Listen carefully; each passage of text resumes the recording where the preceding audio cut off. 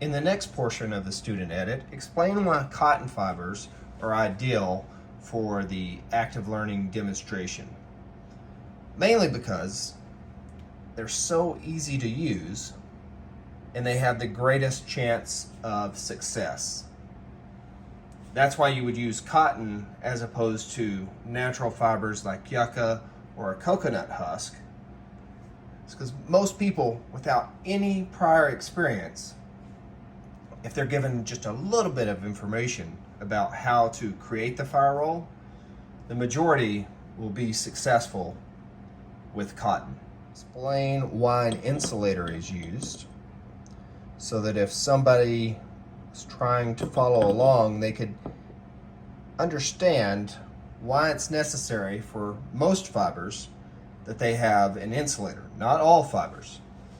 Like we talked about yucca and how it could be used for the fire roll, especially dry yucca leaves, and there wasn't a need to use an insulator. But for almost all other types, explain why we need an insulator so that if you were using this as an active learning teaching demonstration that would allow students to experiment, why that's necessary when you're creating your fire roll to hold the heat in the center in order to catch those fibers on fire. So next, make the actual fiber roll and explain why you need to roll this in the same direction. One of the common mistakes is people will create the fire roll, and then once they roll it in one general direction, when they place it between two boards, they accidentally turn it around and then it comes apart and all the fiber or all the insulating material inside the fibers comes out.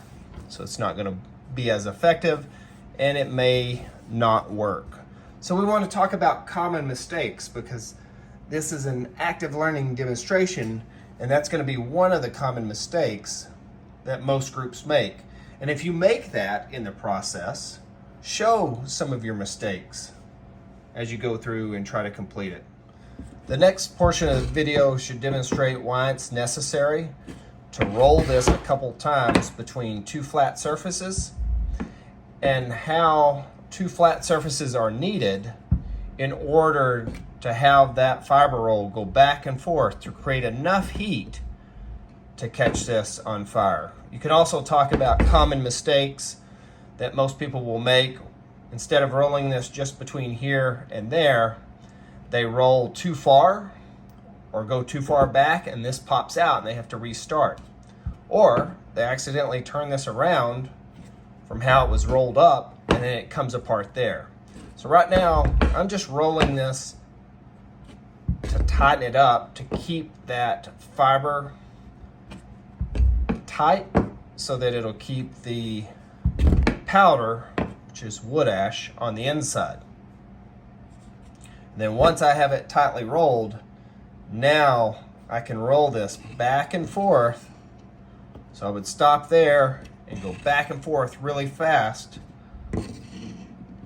to heat that up and catch it on fire. So I would go really fast back and forth. Now I'm not going to do that here because we already have a skill video, right? But it would be really quick and that'll heat up, and then if you do that fast enough, you'll see a coal form, you may see smoke leave. But talk about some of the common mistakes that can be made in that process.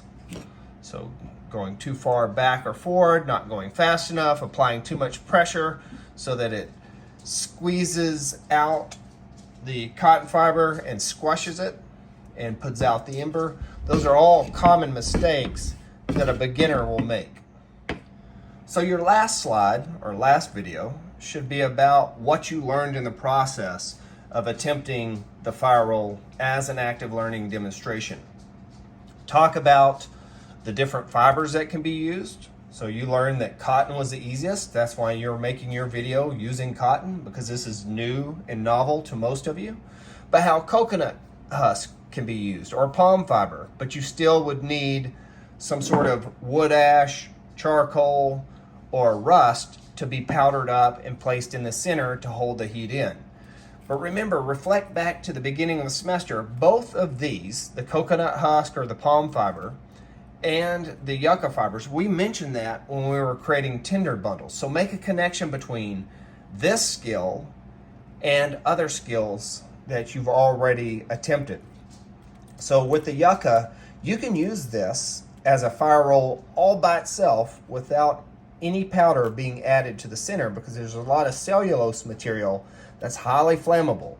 And so if you break a bunch of dry yucca leaves apart, roll those up, those can be used as a fire roll, and it'll trap all that cellulose material in the center as you break it up. Now, it's a longer process. It takes longer to get it to fine fibers, but it can be done with dry yucca fibers alone. So that's one thing that you could connect back to the beginning of the semester when it came to tinder bundle, is we can use this not only in a tinder bundle, but we could use it to create the ember itself.